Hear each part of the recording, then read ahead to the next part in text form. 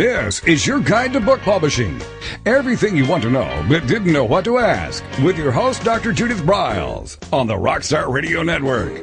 On the show today, you'll find out where book publishing is going and how to take advantage of it. How to identify and avoid publishing predators. What opportunities are emerging as the book trade evolves in new forms. How to avoid losing money, and much, much more. Join us now as a variety of publishing pros will deliver insights and strategies to take the author to the next level of publishing. It's your guide to book publishing. Everything you want to know but didn't know what to ask. Brought to you by Author You and the Book Shepherd on the Rockstar Radio Network. And now, here's your host, Dr. Judith Briles. Well, top of the day to everyone, and as our lead-in says, we always bring on a variety of publishing pros, and one of my favorite pros, who is a repeat pro guest, is Amy Collins, who is the visionary and CEO of New Shelves Distribution. And what I love about Amy is that she is so hands-on, she is so in the mix of what's going on in the real world of publishing. That Amy and I have created something called the Author Mentoring Mondays every Monday. And then you have the opportunity to tap into that, and how you can find out.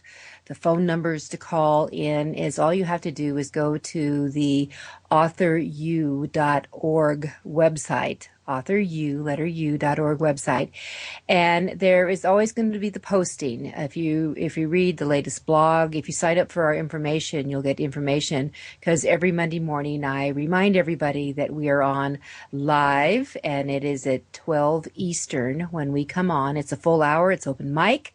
Any questions you have, you can throw them out, and one of us is going to have an answer. Or, interesting enough, I can share with you, last week we had someone who was from Missouri with us, and she about her own personal book, and it turned out she was a librarian, and we got on a fabulous dialogue about how to work with and pitch to libraries. So you never know where it's going to lead. But what I want to lead to today, which is also near and dear to a lot of libraries, is children's books. And Amy and I had quite a discussion a couple of weeks ago about marketing to the children's market, creating for the children's market, what size books for the children's market, and everything in and out around the kids' books. And Amy is just such a wealth of information that I knew that we had to create a show specifically about kids' books. So, Amy, welcome back. Well, thank you. It's great to be here. Yeah, it is. And, I was interested in, last month I came across some recent statistics about kids' books. And with the kids' books, it talked about children's and YA, young adult, sales were down. And you and I had a side conversation about it. Now, this is in comparison from the January through April, that first quarter of the year. And looking at those, maybe we can't say quarter because that's 4 months. But anyway, the first part of the year, and that they're talking about the sales had declined for the hardcover from 281 million to 177, which is 37. Paperback was up a little bit. Children's board books, those hard board books, especially you use for little ones, was up a little bit. And ebooks were down hugely, Amy, from $105 million to $59 million. And I have real strong comments on that because I'm getting feedback from bookstores now about what's going on in that arena. But the electronic sales are down. So let's start on that because, and what these stats are from the Association of American Publishers, the AAP, their stat shot. And what they were talking about for this first third was basically there wasn't this humongous blockbuster that the Hunger Games created. But I guess that we could compare that in the adult market that the 50 Shades of Grey did last year too. You had this huge bang, and then that you wait for the next bang to come along. But Amy, what's your thoughts? That the numbers that you shared, and I'm so glad you found them. But those numbers, absolutely, they come and go over the years. Judith, as you know, if you look back, Harry Potter peaked in hardcover and then they dipped. In the next year there was no Harry. The first year or two after Harry Potter, the series ended.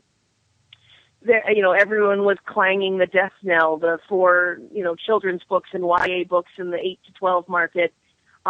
Things happen in waves. There will be another series. There's the Divergent series that is so popular. There's movies coming out now for the Moral Instruments. There are series out there that are doing very well. They just can't compete with the juggernaut, the lightning in a bottle that was Hunger Games, that was Harry Potter, that was Wimpy Kid. There have been huge phenomenons that have skewed the numbers. And Judith, what you just read was paperbacks are up. Mm-hmm. Hardcovers are down. And Mm-hmm. that's not surprising because hardcover sales have been plummeting for years. Mm-hmm. People do not want to spend the money on hardcovers. And yes, they will. But in this economy, I'm not surprised that the combination of books now coming out in paperback and a nice, strong set of series. There's a lot of great books out there for the same age group, the YA market.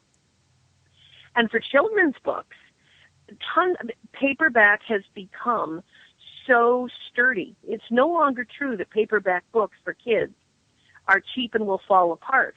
Lots of parents don't have the money to spend $18 on a hardcover children's book they're just as comfortable buying paperbacks now. Paperbacks have become far more preferable, and even bookstores and libraries are aware of this, and they are buying far more paperbacks and hardcovers than ever before. Mm-hmm. And with that thought, Amy, I will bet dollars to donuts that if you can recall when, we used to always buy, as adults, when we were going through our beach reads and things like that, we would buy the mass market and they were $3.95, $4.95. All of a sudden we saw them at $7.95, and then all of a sudden they started phasing and you saw everything more like in a trade area. I suspect that with this crossover from more hard usage, that traditionally those papers that have always been, say, below the $10 a book will start creeping up, and you'll see $12.95 as a common, and pretty soon they'll be a little bit up. I mean, that will be the part of the strategy as I see going along. But I also, in my feedback with the Tattered Cover, one of the largest independents here in the country, as well as certainly the huge baby of the independents here in Colorado, my home state, is that that they're seeing an increase in book buys dramatically, especially by parents, and not electronic books. They're seeing that. Yeah. And their belief is, Amy, is that that these electronic books have all these fabulous gizmos and gadgets. I mean, you can do everything but wash your dishes and take a bath and brush your teeth with some of them. Is that they literally have zapped part of the imagination, that children are so fabulous in their youth and innocence that they come up with, that they're going back to some of the old-fashioned, let's turn the page and what do you think, and let them run wild with it, versus pushing a button or, flashing your finger and all of a sudden it does everything for you. So I thought it was a very interesting observation.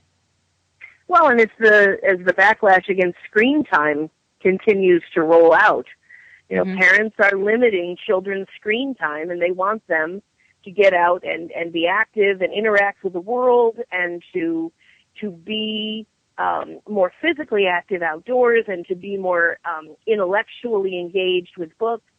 Yes, interactive gadgets they're not going anywhere. They're not going. I mean, they're always going to be a huge, and they're going to grow. But in terms of books, I don't see paper books going anywhere. No, and I have to take Seth Golden on for his, paper's going to disappear. It's nonsense to me. But, there's also another very interesting thing, since we're talking children's book, and it's talking about retention. And they are seeing that the e-readers actually slow down, and that kids and adults are more forgetful. The retention factor is dramatically less with using exclusively e-readers versus the paper. that they have the touch, the feel, the smell they go back to, and they kind of regurgitate. And I know it just in my own family, I have a 9-year-old, very voracious reader. I mean, he will consume a book a day. He loves chapter books. And a granddaughter who is going to be 8.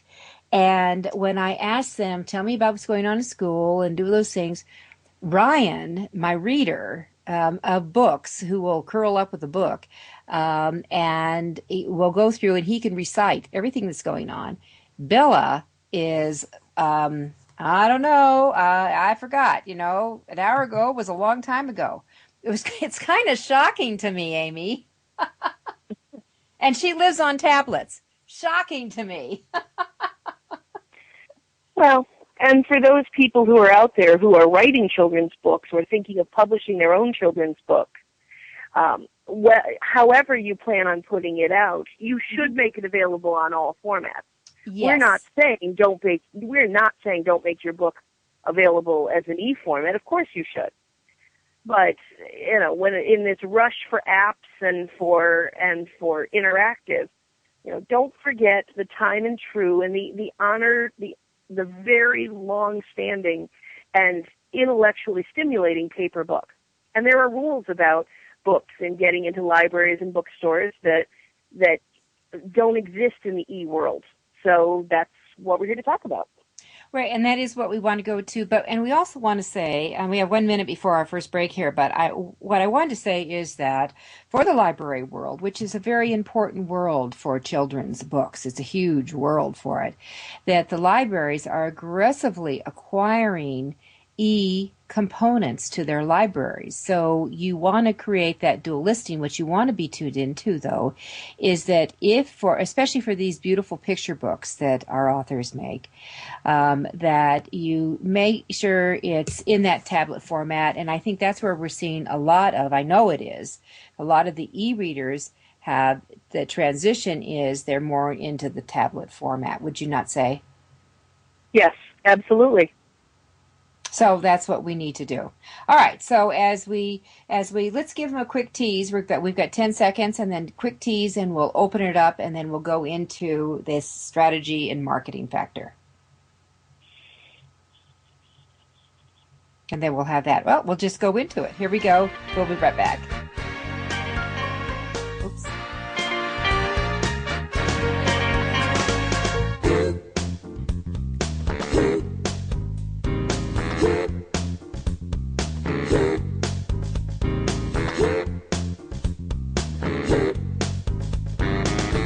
This is your guide to book publishing. Everything you want to know but didn't know what to ask. With your host, Dr. Judith Briles. And we'll be right back with more great information right after these on the Rockstar Radio Network.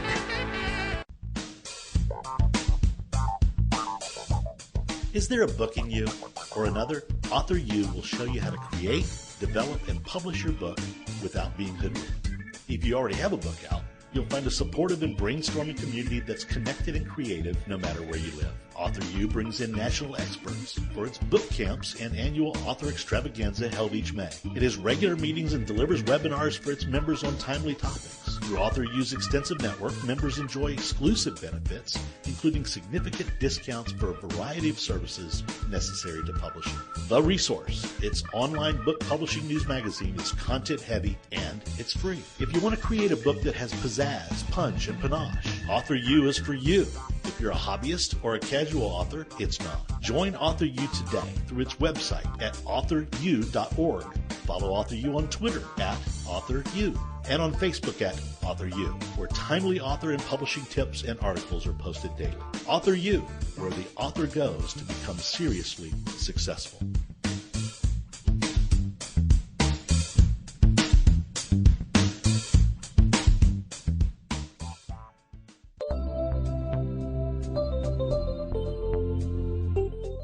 Change the way you publish online.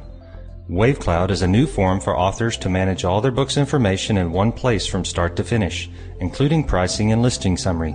To learn more or sign up for email updates, visit wavecloud.com.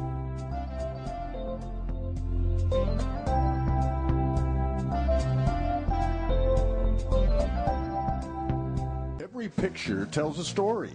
And it's a truism that people do judge a book by its cover. Nick Sellinger and NZ Graphics have been in the business of producing superior graphic cover design and interior layout for self-published authors, independent and traditional publishers for years. He has developed a reputation for excellent work, fast turnarounds, and best of all, affordable pricing. NZ Graphics also produces ebooks and book marketing materials such as posters, sell sheets, postcards, bookmarks, business cards, logos, and more. Books designed for his clients have won multiple book awards, including Best Book Award by U.S. Book News, multiple Evie Awards from the Colorado Independent Publishers Association, Indie Book Awards, the San Francisco Book Festival Award, and Freedom Medal Award from Valley Forge. Visit www.nzgraphics.com or call 303-985-4174 for more details about making your book the success it should be. Mention that you are an FOJ, friend of Judith's, and that you heard about NZ Graphics on your guide to book publishing.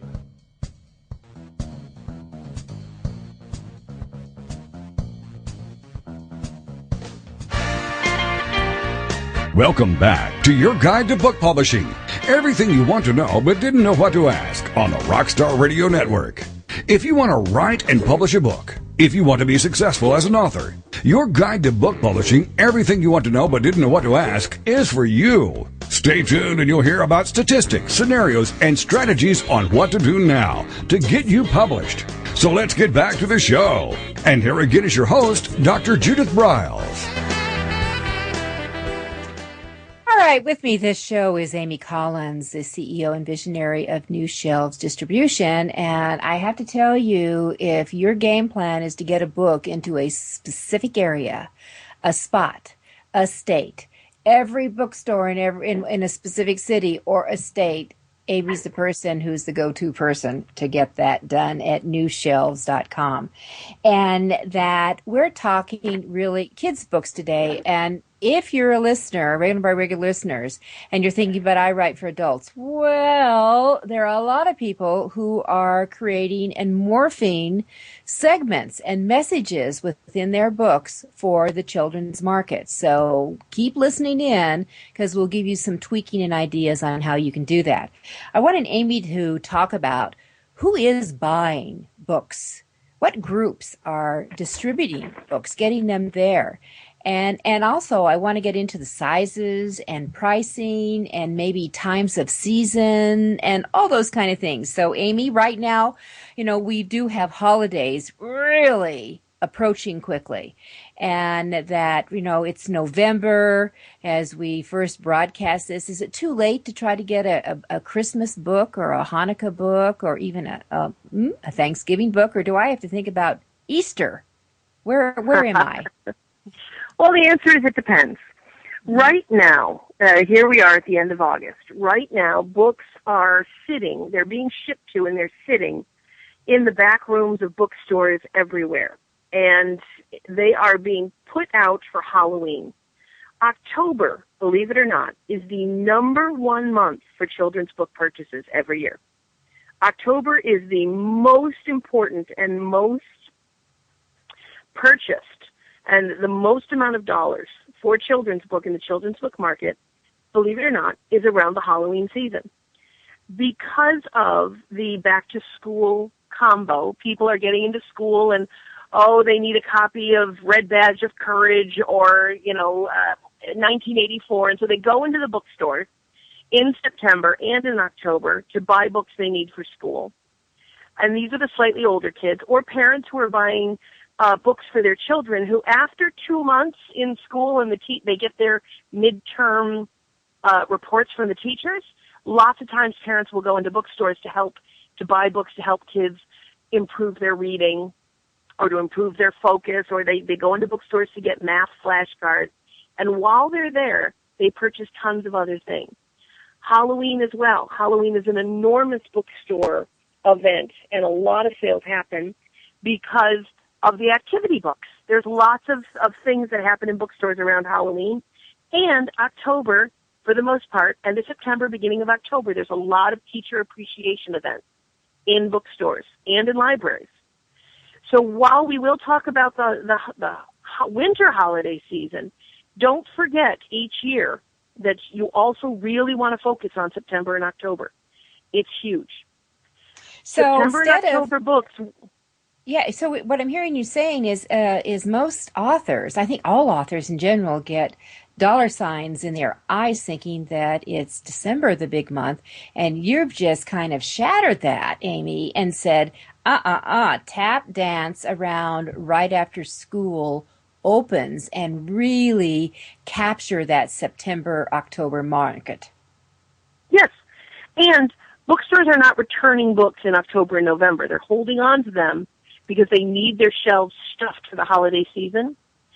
If I was a children's book author, and trust me, I wouldn't be because I would traumatize children everywhere, but if I was a children's book author, based on what I see in the marketplace, I would start presenting my book to local bookstores and to national chains around April. And in April of 2014, the children's book authors out there who are listening, I would suggest that you put a copy of your book and a series of events or activities that the store can do around the book that the author doesn't need to be there for. Maybe some coloring sheets some black and white coloring sheets, just one or two to show them what you can do. Put some stickers in it. Create a little kit for the bookstore. Send it to the chain and to the bookstore of your choice and suggest that your book would be appropriate and come up with reasons why for September, October through the holiday season. That there are things that the kids can gain from the book that they cannot gain from other books. Create your unique selling proposition, but you have to get it out into the buyer's hands by about April. April is and May is late. May is almost too late. But so sending them out in April March is a little early. April's really the month for it. Okay, so April is really the hot month, and that also, the same idea, besides bookstores, I'm going to tell our listeners, the same idea actually holds true with libraries. Because if you create, for example, what Amy's saying, take a color sheet, throw in a few stickers, give them some ideas, because librarians are looking for activities, ideas and some of these libraries have beautiful children's libraries within the overall library. I know I have one here in Denver that kids love to go down to because they go through doors to their library, and it's almost like they wave, see you later, as they go through. And in both bookstores and libraries, all year, there's story times.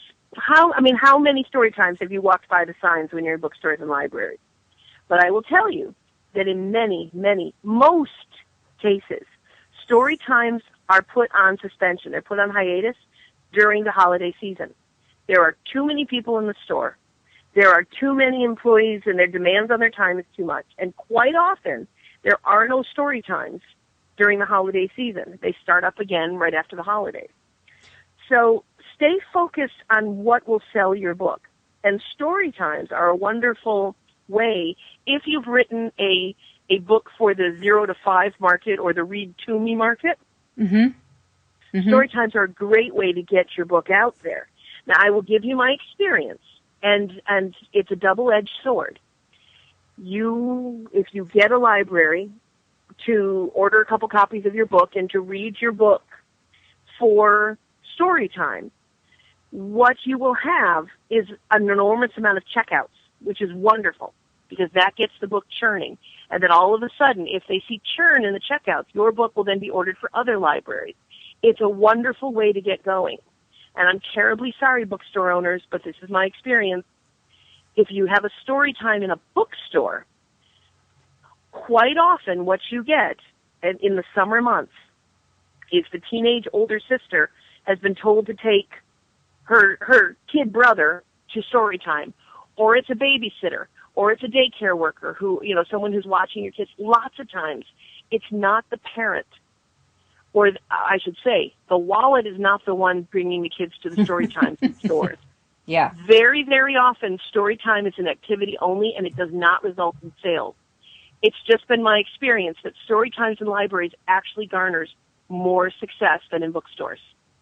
And I will also say that here you've got your librarian who is supporting that. There usually is some person who's in charge of the story time or that connection. They really do chat up a book and move it. And all of a sudden, your book, actually, I give books to libraries hoping that it seeds additional sales and you let people know that it's a library. And by the way, dear listener, you want to let your readers, your fans, your blog, your everybody, let them know that your book is available for the library, or check at the library, their local library, because if it's not, they can request it. And that is a great way to fuel some orders to come in. And I had one of my good friends, actually, she was, there was supposed to be a huge buy coming in, and for whatever reason, it didn't come in. There was a goof up with Baker and Taylor and some other things. And so it missed the window. And I said, wait a minute, Mara, let's set another idea. Go out to all your fans, tell them to go to their other local libraries and request the book. She ended up getting a huge sale out of that, a very cumulative type, massive sale that came out because her fans drove it there, and they actually went in and checked out the books and started doing the churn, which you're talking about. So there are ways to take advantage of that, and we need to think creatively, and we need to think marketing here with our books, both with libraries and bookstores. Wouldn't you say? Well, yes. And the nice thing about story times is you don't have to be there as the author. The bookstore employee you can be, but usually the librarian or the bookstore or the children's book manager is handling it. And that's where these kits come in. If the children's bookstore manager, your idea about the libraries are dead on, Judith, but if you do want to drive more sales to bookstores, and if indeed it is the nannies and the babysitters who are there and they do not have the purchasing decision power, make sure that there's an activity, that there's something the kid can take home. I have found paper dolls to be enormously popular because the kids play with them later. And I love that. Very inexpensive to make. All right, hold that thought. We're going to take a quick break and come back because let's talk about boys and girls and activities that they can do takeaways with. This is Judith Briles. Amy Collins is with me this hour, and we're talking children's books.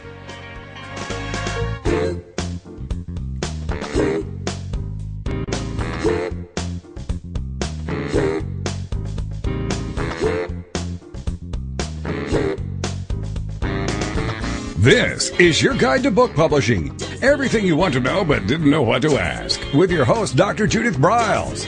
And we'll be right back with more great information right after these on the Rockstar Radio Network. Since 1987, Color House Graphics has set the standard for quality book production. Whether you decide to print a small quantity of books or need a large print run, depend on Color House to help you. You'll receive professional help and advice the moment you reach one of our representatives. If you mention hearing about us on your guide to book publishing with Judith Briles, we will provide you a discount on the first order you place. To speak with a project manager, call us toll-free at 800-454-1916 or visit us at www.colorhousegraphics.com.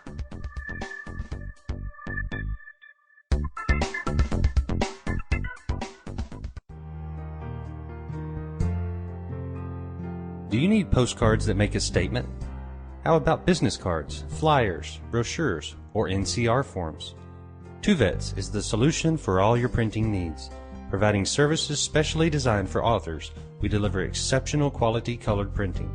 Most important of all, we specialize in reducing your printing costs. No more waiting. No more standing in lines at your local printer. Online proofing. With our pricing tools calculator, you can get instant quotes on all your printing products, as well as shipping rates all over the United States. Just a few clicks of the mouse and you're on the way to discovering how easy and convenient online color printing should be. Contact our friendly, human account representatives. We recognize that you want answers, not voice prompts. Visit our website at www.tu-vets.com or call 1-800-894-8977.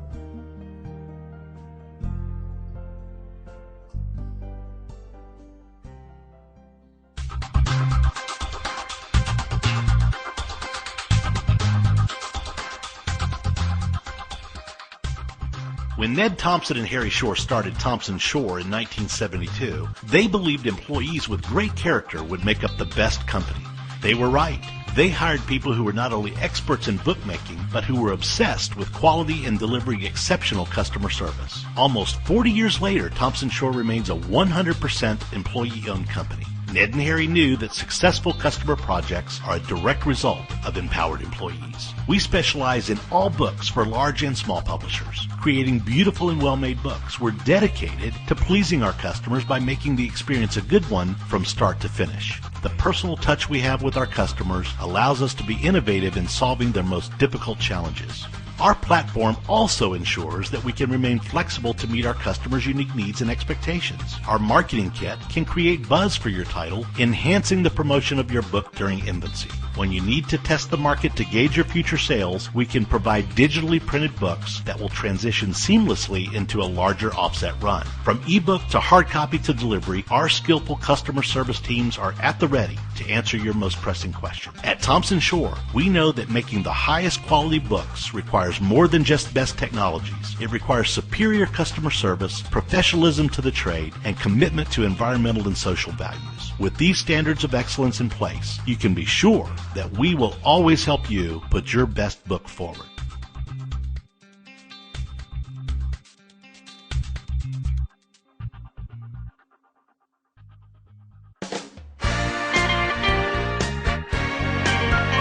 Welcome back to your guide to book publishing. Everything you want to know but didn't know what to ask on the Rockstar Radio Network. Coming up, you'll hear more about statistics, scenarios, and strategies on what to do now to get you published. So let's get back to the show. And here again is your host, Dr. Judith Briles.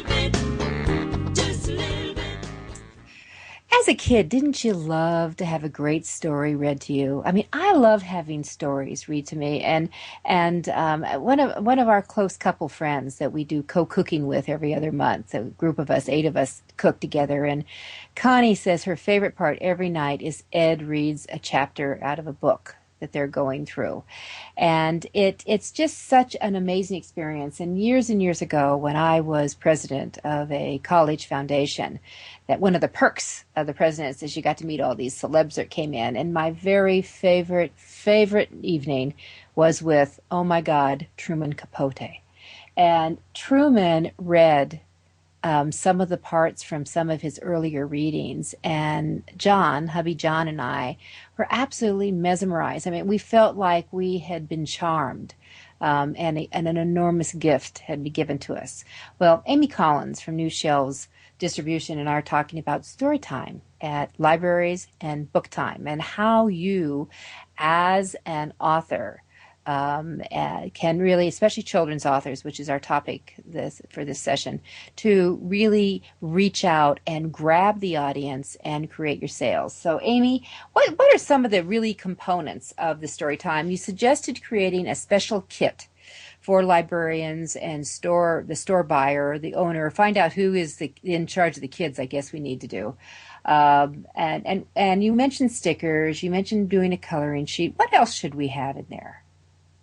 There are, with technology being what it is, and with so many online options for fun things, everything from Oriental Trading Company to discountlabels.com, you can create your own branded items for extremely low cost, sometimes less than a penny a piece.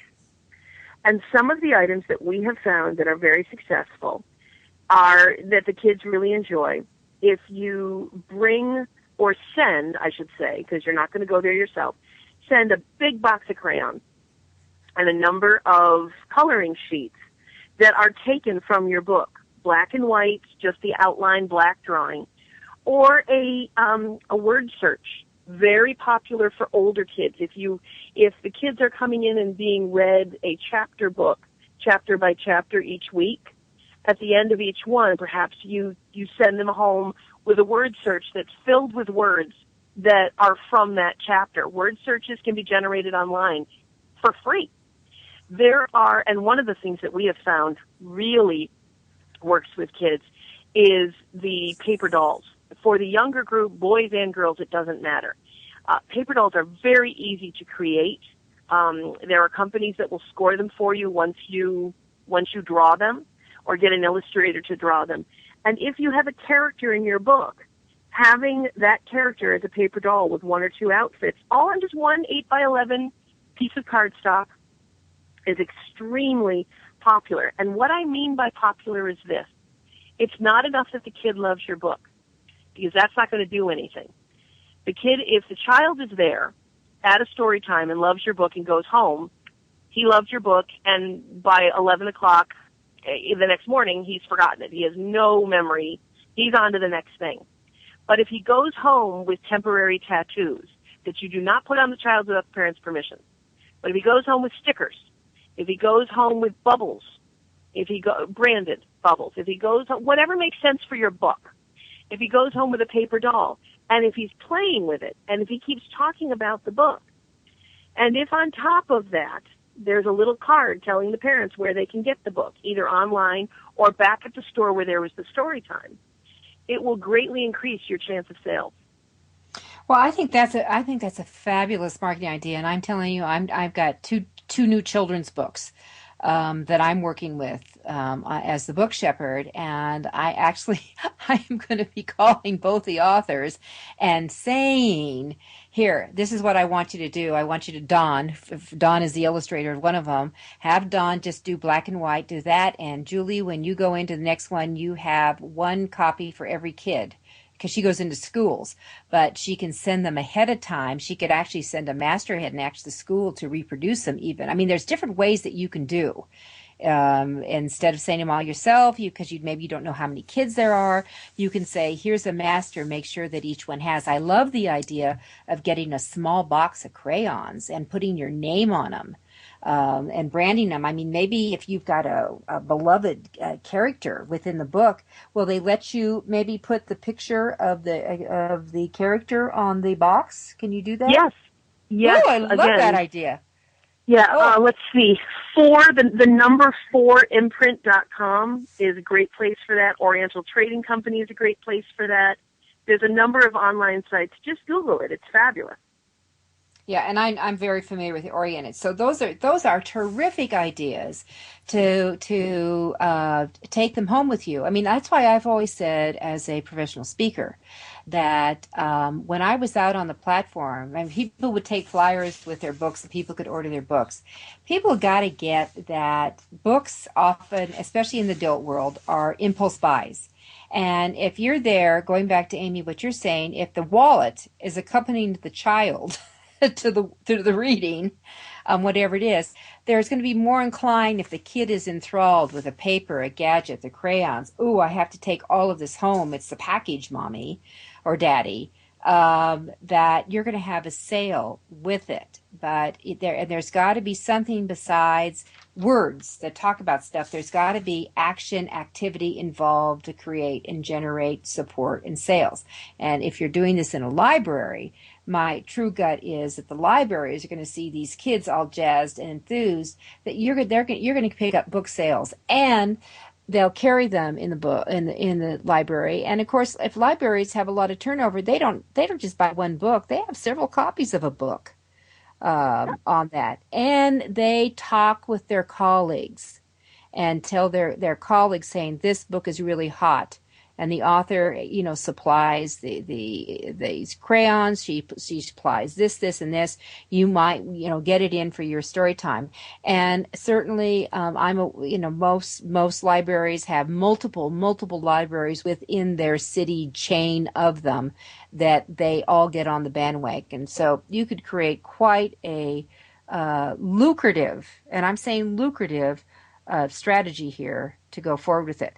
The other thing I wanted to suggest and I was sharing with Amy off the air, was my author, Julie Griffin, who has this wonderful book called Christina Gradina. I love that name, Christina Gradina, the girl with the 10 busy toes. And these toes basically are out of control and won't behave themselves in her shoes. But that she was saying that she needs to, when she goes into the classroom and she's with, the young kids, that she needs a bigger book than the 8x10. because they all want to get around her. They are in her face as she starts in on this book because they want to touch the toes. They want to look at the toes. And oh, by the way, let me make this suggestion to you. If you have outtakes of your illustrations that are really gnarly, like the initial feet that the illustrator drew were absolutely gnarly. And it turned out his wife never wore size 13 because all he could get in his mind was gunboats, and that he didn't get that little girls had little petite feet and they all painted their nails and they did all things. And so we had to totally morph his thinking. But what Julie does is she takes in outtakes of some of the old illustrations that got dumped that were ugly and awful, and the kids love them best. Oh my God. They oogle and awe, gross, ooh, ugh, and they love it. So share the boo-boos because kids get a kick out of evolutions of how books are created and started. What Julie's doing now is she is creating an oversized book. It's not going to be, every kid gets a book when she goes in. And she has a special policy. This is what she does. For every book that's sold on Amazon, she gives away 2 books in the classroom, which I think is very cool. And that she takes in now a book that's a size of not the 8 by 11, or 8.5 by 11.5. She takes in a size of a book that is almost double the size, so all the kids can see everything really big, oversized from the back of the room, which I think is a good idea. So she has a couple of those made as her traveling books when she is there in person. What do you think about that, Amy? I think it's a terrific idea. When I first heard it, I wish I'd come up with it. I was jealous as heck. I do want to talk a little bit about story times and what your book, what the rules are for books that are going to be appropriate for story times. Okay. I have one client who, I'm sorry, go ahead. Let's start with one. We've got 30 seconds, so give us a tease, and then we'll come back and spend the last quarter of our session all on it. So give me a tease. First, the one thing that we need to talk about first is you need to read the book out loud to kids before you ask anyone else to do so. And we'll talk a little bit about why when we come back. Wow, that's a tease for sure. All right, with us, Amy Collins, New Shelves Distribution. I'm Judith Browse, and you're listening to Your Guide to Book Publishing.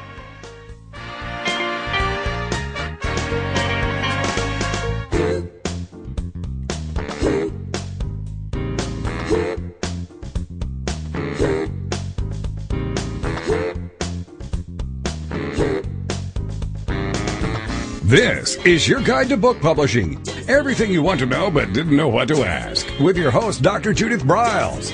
And we'll be right back with more great information right after these on the Rockstar Radio Network.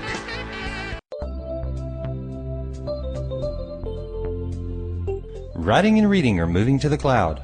WaveCloud represents a whole new community for writers and readers to connect, communicate, evaluate, and share.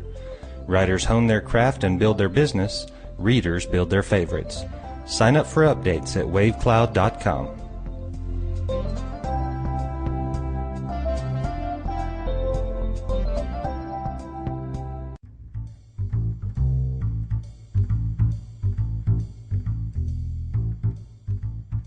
The book shepherding concept is simple. The publishing world is changing, and so must you.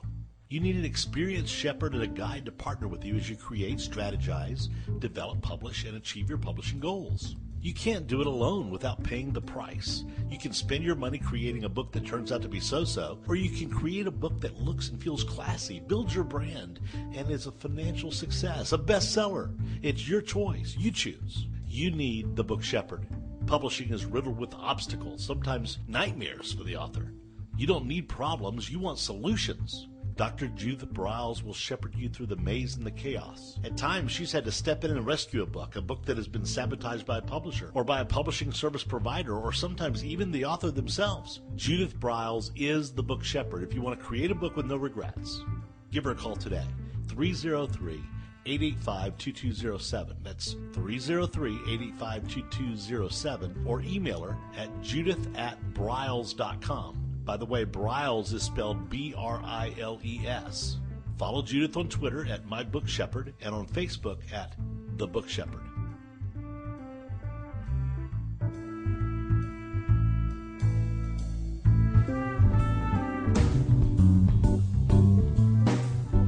At Total Printing Systems, customer service is our priority. We are located in Southern Illinois. Our employees have an average of 18 years experience and know that customer relationships are important to our continued success. We have been a short-run book printer for nearly 40 years and always stay at the forefront of technology. Our niche is from 1 to 5,000 copies. Today, we offer digital, black and white, and 4-color high-speed inkjet printing, a cost-effective way to introduce color into your short-run titles. We, of course, offer traditional offset printing as well. Bindery is done in-house, from adhesive case binding to PUR perfect binding to mechanical binding of all types, including side sewing. We provide warehousing, kitting, distribution, inventory management, a new print-on-demand facility, streaming browser-based ebooks, and bookstore. Call us at 1-800-465-5200 for a quote on your next book project. You can also visit our website at www.tps1.com. Welcome back to your guide to book publishing. Everything you want to know but didn't know what to ask on the Rockstar Radio Network. If you want to write and publish a book, if you want to be successful as an author, your guide to book publishing, everything you want to know but didn't know what to ask, is for you. Stay tuned and you'll hear about statistics, scenarios, and strategies on what to do now to get you published. So let's get back to the show. And here again is your host, Dr. Judith Briles.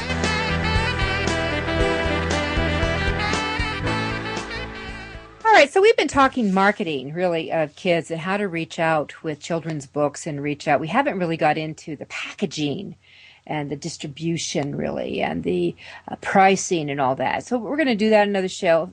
But here's what I'm going to suggest to you, that Amy's got up on her website at newshelves.com/mentoring Mondays.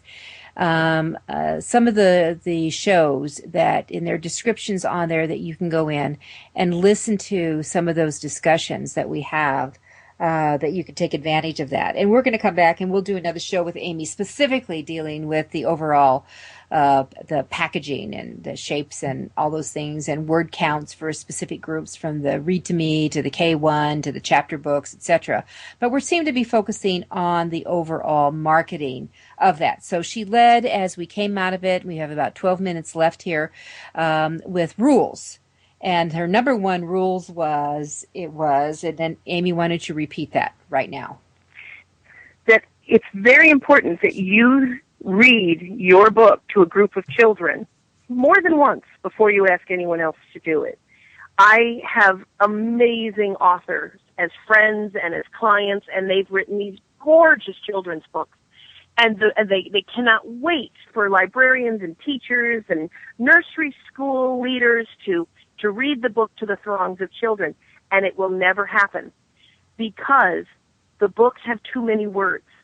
And it's not that the stories aren't glorious and that the teachers and librarians don't want to read the book. It will take too long. A story time is a specific time. They know that if you are a kindergarten teacher or a nursery school teacher, you can only keep the child's attention for so long while they sit still and listen to you. And if your story is too long for that age group, then they're not going to choose your book. They're experts. They can tell by glancing at your book if it's too long. The other thing is, if you're going to read the story to a bunch of children and you're going to hold the book up with your right or left arm, depending on how you want to do it, and hold the book up so children can see the pictures, and you're reading to them as you look to the side, and then you turn the page, how long will it be before your arm absolutely starts to go numb, before your shoulder starts to ache? If you've put 60 words on a page and you have a 48-page book, it will absolutely be imperative that you see what the librarians and the bookstores and the teachers are going to go through when they read your book aloud.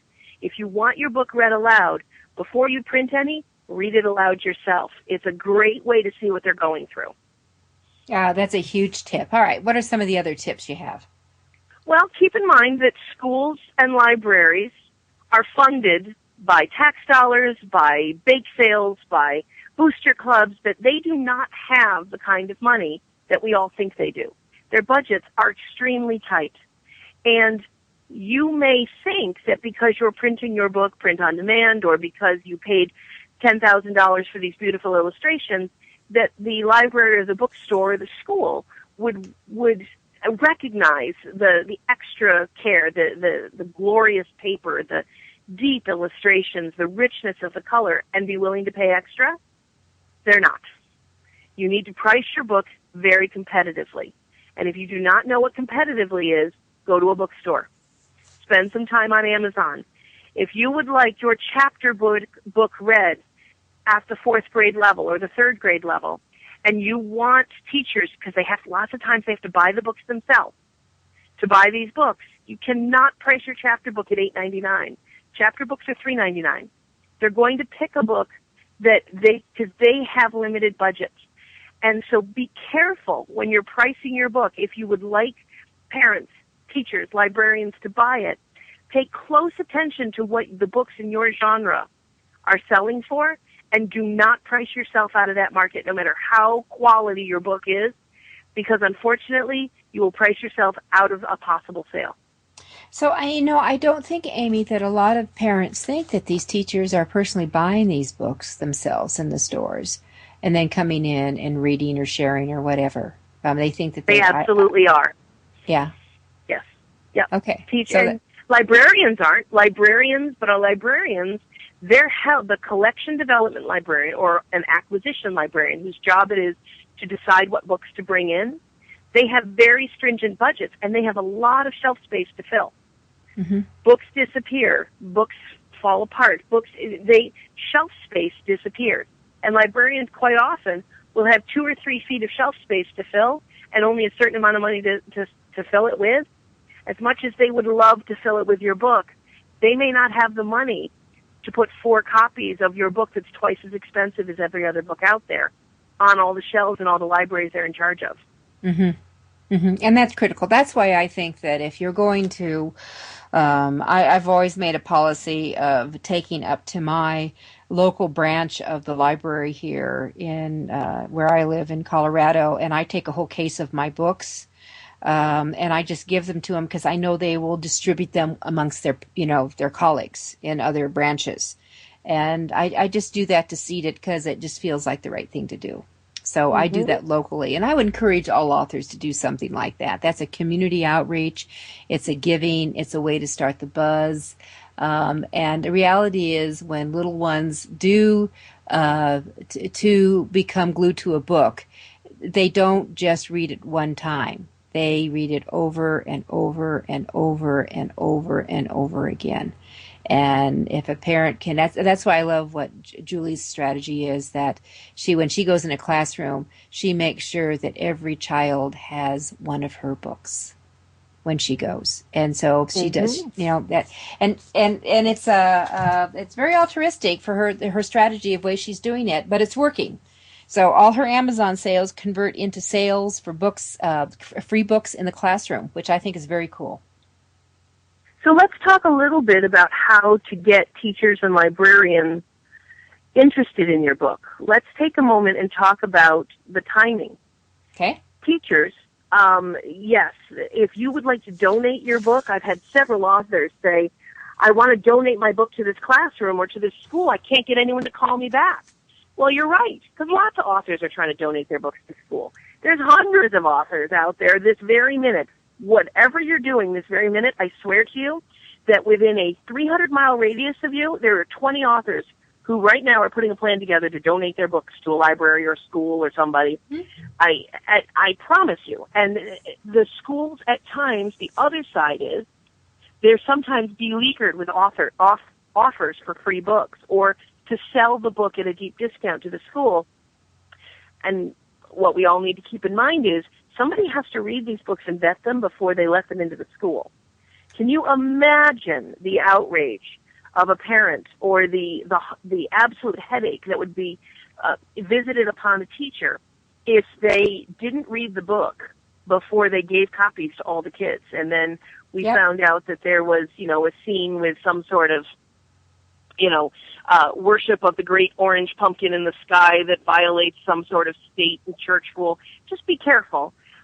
When you're approaching the teachers, keep in mind they're extremely busy. Librarians there's far fewer of them in the libraries than there ever used to be. And teachers are a little busy at the beginning of the school year at the end of, right before Christmas break, right after the Christmas break, and at the end of the school year.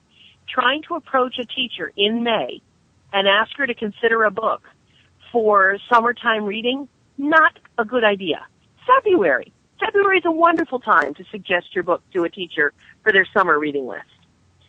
But don't do it in May when they're busy and they're trying to get through the end of the school year and there's testing and they've already come up with their summer reading list. Think about and talk to teachers. I cannot tell you the number of authors who want to go after schools but aren't talking to teachers. The number of publishers who want to get into bookstores but haven't stepped in a bookstore in a couple of years.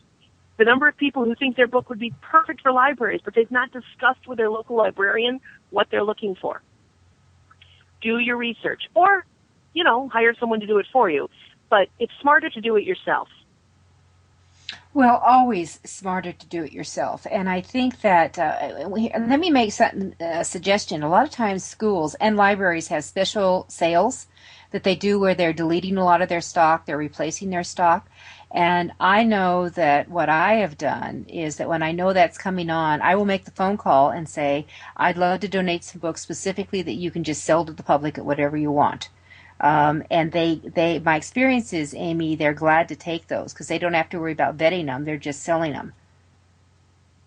And keeping the money. And keeping the money. And that helps their coffers, which I'm all for. Yep. So, all right. We've got 1 minute. How about one more tip? One more tip. Yes, there are a couple of outfits here in the United States and one up in Canada. Costumes. Costumes for if you've got a character. Creating a costume is not inexpensive. It can be anywhere from $1,500 to $4,000. You can create your own, but having a costume character for the right book and being able to send that costume to different events, different book fairs, different state fairs, often will garner you a lot of sales. Kids love costumes, and if it's appropriate, if you have a big monkey or a big dog in your book or a particularly good character, don't be afraid to explore creating a costume. All right. So with that, we're going to wrap up. You could wear it or have someone else, I guess. All right. This is Judith Briles. With me has been Amy Collins of New Shelves Distribution. We'll be back next week with another edition of your guide to book publishing. Have a great day.